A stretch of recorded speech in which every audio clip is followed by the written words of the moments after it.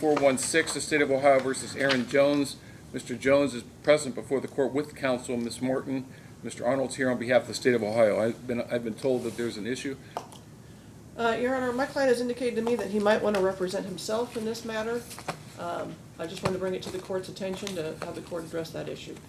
All right, Mr. Jones, why don't you tell me what's going on? I just want to represent myself. I feel like nobody's going to fight for me like I'm going to fight for myself.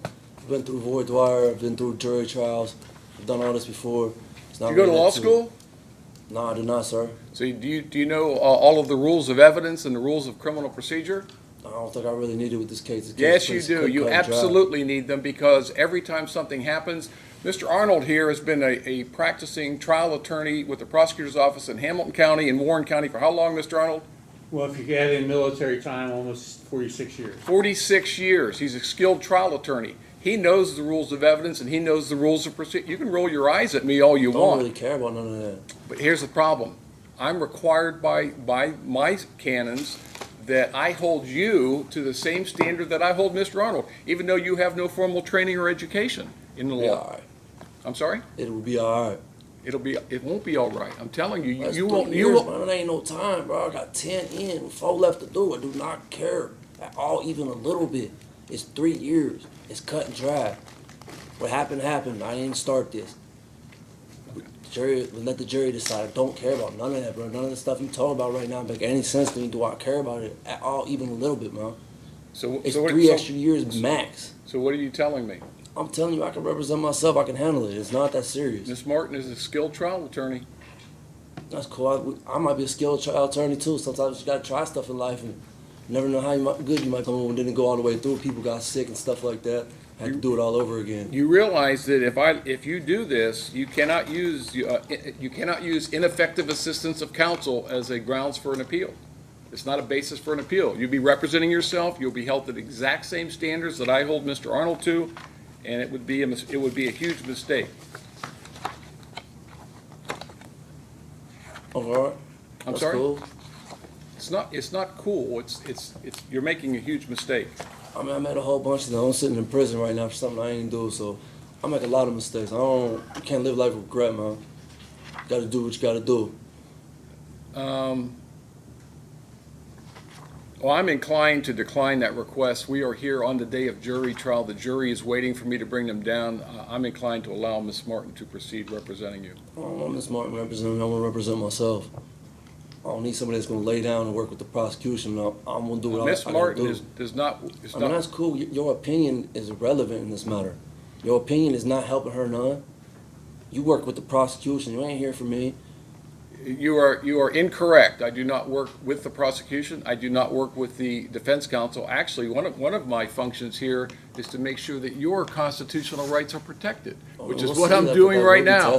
I'm sorry? That will be tested. We will see about that.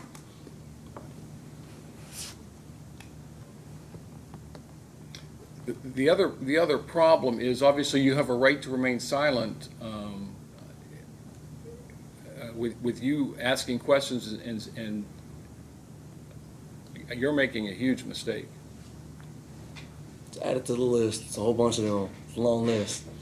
Is anyone threatened you in any way, or? Before we get into this hearing, let me set the stage, because what you're about to watch is a masterclass in overconfidence, poor judgment, and someone confusing courtroom experience with legal competence. Today's defendant isn't new to the justice system. In fact, he's spent so much time inside courtrooms that he's convinced himself that makes him qualified to run one. This is the kind of defendant who believes that surviving past convictions somehow turns him into a legal expert, despite never studying the law, never attending law school, and never learning the rules that actually decide whether someone walks free or walks back to a cell, and that belief is about to cost him dearly. Because his judge isn't dealing with theory, ego, or bravado, she's dealing with consequences. What starts as a request to fight for himself quickly turns into a self-inflicted disaster that threatens to add years to an already lengthy sentence. Yes. Okay. There's the other problem. Because you are in custody, you have shackles on. You want the jury to see you in shackles? That's grounds for an appeal by itself. I realize that part. You're not supposed to let the jury see me in shackles, so, I mean, that's kind of like a tipsy-turvy type of thing right there. I know a little bit more than most. Ain't all the way simple, close to it, but a little bit more than most.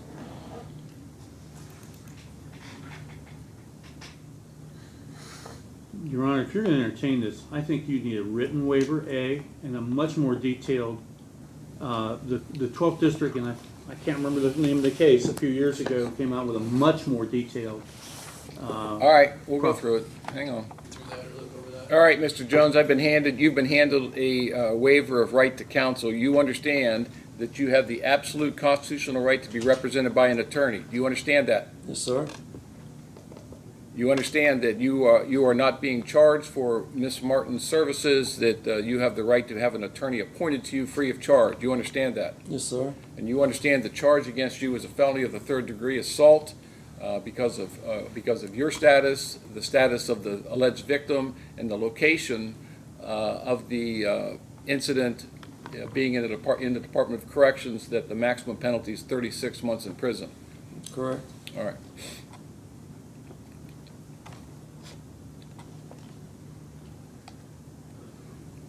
Are you aware of any possible defenses to this charge or this allegation? Meaning what?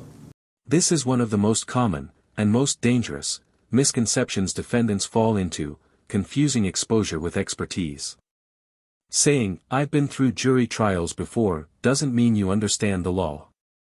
It means you've been judged by it. Watching proceedings from the defense table is not the same as knowing how to object properly, preserve issues for appeal, follow evidentiary rules, or recognize when the prosecution has overstepped. Those skills are learned through training and experience, not repetition as a defendant. And here's the quiet irony: the more cases someone has been through, the more evidence there is that their approach doesn't work. The system doesn't reward stubbornness or bravado. It rewards strategy, knowledge, and restraint. This belief, "nobody will fight for me like I will," sounds powerful, but in practice it usually translates to emotional decision-making that prosecutors can exploit effortlessly. At least by way of cross-examining the witnesses presented by the state. Right. You understand that? Yes, sir. All right. You understand that there may be possible defenses that you could raise in your cross-examination of the state's witnesses or in presentation of witnesses on your own behalf. You understand Correct. that? Like impeaching a witness? Sir, I'm not going to explain every single thing to you. That's why I'm trying to encourage you to go with counsel here. Do you understand? Yes, sir. All right. There may be possible mitigating circumstances. Do you understand that? Huh? No, nope, I don't. You don't know what mitigating circumstances are? Again, that's another reason why you need to have 3 years, man. That's I'm sorry? 3 years. That's nothing. Let me tell you something. If when I'm talking, you do not talk over me. Do you understand that? Yes, sir. You're not going to misbehave in my courtroom. You're not going to misbehave in front of this jury, because I'm going to tell you right now, it's going to end very quickly and very badly for you if you do. It's 3 years. Well, you're the one that's elected to go with the jury trial, so you keep on saying it's only 3 years. That's fine. All right. You try to give me 2 of it anyways. Might as well go to trial. Okay. You understand, and I've told you several times now, if you represent, you will be detrimental. It will be detrimental to your case. You understand that? I don't know if I believe that. That's your opinion. It is my opinion, and I'm strongly advising you against it. But you understand that in my opinion, if you represent yourself, it will be detrimental to your case. Everybody's entitled to their opinion. Okay? But you understand what I'm telling you? Yes, sir. All right. And you understand that if you represent yourself, you're going to be held to the same standards as any other defense attorney and the same standards as I'm going to hold Mr. Arnold. Do you understand that? Yes, sir. You will be required by law to follow the Ohio Rules of Evidence and the Ohio Rules of Criminal Procedure. Do you understand that? Yes, sir. Your lack of knowledge of the evidentiary and procedural rules will not prevent this court from enforcing those rules. Do you understand that? Yes, sir.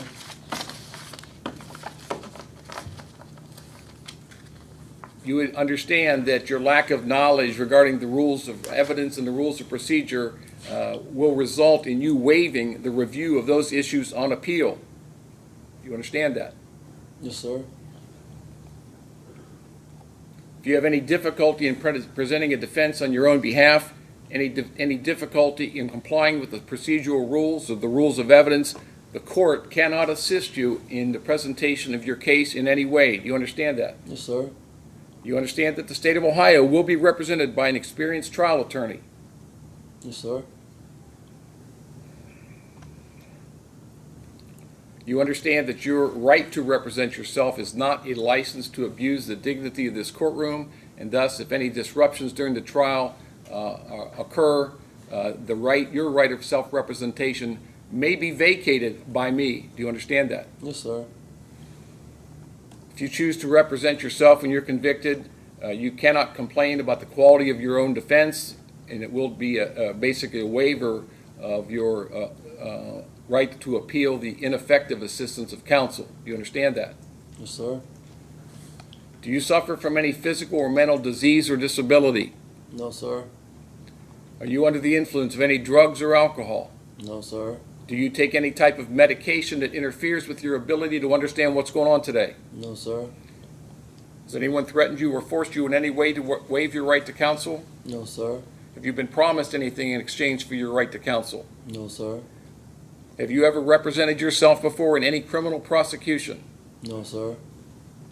And you wish to go forward today without the assistance of an attorney? Can I get a few minutes? I use the bathroom anyways.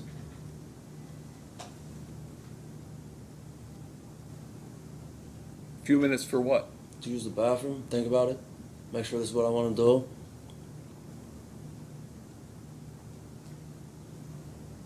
Is where the danger becomes obvious. The defendant openly admits he doesn't know the rules of evidence or criminal procedure, and then dismisses them as unnecessary. That's not confidence, that's catastrophic ignorance. The rules of evidence decide what the jury hears and what they don't. They determine whether testimony sticks or gets excluded, whether objections are sustained or waived, and whether errors can even be challenged later. And here's the brutal truth: prosecutors love self-represented defendants. Not because they're mean, but because the law doesn't bend to accommodate inexperience. Every missed objection, every poorly phrased question, every failure to preserve the record strengthens the state's case. The judge isn't exaggerating here. She's warning him that the courtroom is not a place to figure it out as you go. Like, I know I got off to a bad start with you, sir, and that's not what my intentions were. I'm just kind of obnoxious. I'm sorry. Yeah, I'm not in charge of security here, Mr. Jones. The So deputies and the transport officers are in charge of your security of this. How I'm supposed to use the bathroom in Sir? cuffs? How I'm supposed to be able to wipe myself in cuffs? All right. The officer refused to move the cuffs when I was locked in the cell. I'm just trying to use the bathroom. I need to use the bathroom before we get started, sir. Rhodes, Yes, sir. what's the issue with him? I was never asked to remove the cuffs. She was, man. You know I had to use the bathroom. I don't know what else I'm supposed to say. I need the cuffs. All right, so I can let's wipe. get through this and we'll talk about your bathroom after that. All right. I advise you that you're charged with an assault of a corrections officer as an inmate at the correctional facility. Maximum penalty, as we've said, is 36 months in prison.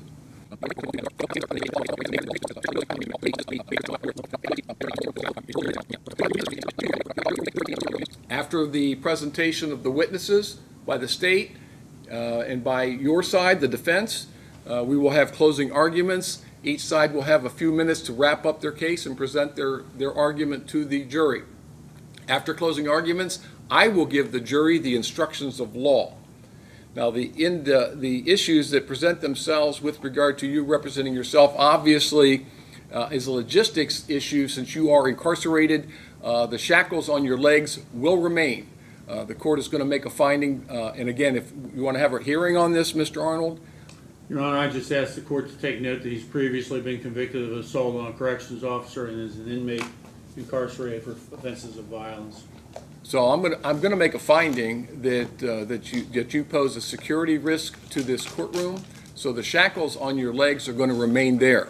Now I'm going to accommodate you in that both the state and you will do your opening, your voir dire, your opening, the questioning of witnesses, and your closing arguments from counsel table.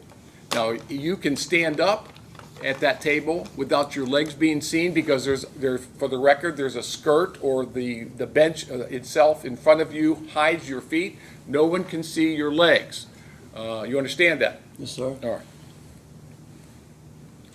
So I've already told you that in the court's opinion, representing yourself is probably going to hurt your case, right? You understand that I've said to you already that the state of Ohio is represented by a competent, experienced trial attorney, and that you will be held to the same standard as Mr. Arnold. You understand that? Yes, sir. All right. The rules of evidence and rules of procedure, even if you don't know them, will apply to you. Do you understand that? Yes, sir. I cannot assist you at all during the course of the trial. Yes, sir. You want to again understand that this is not a license for you to abuse the dignity of this court. Yes, sir. There will be no appeal for ineffective assistance of counsel. Okay. Yes, sir. Again, how old are you? 38. How far did you go in school? Dropped out. So are you able to read and write? Yes, sir. Are you on any type of medications or drugs? No, sir. Do you have any prior experience in representing yourself?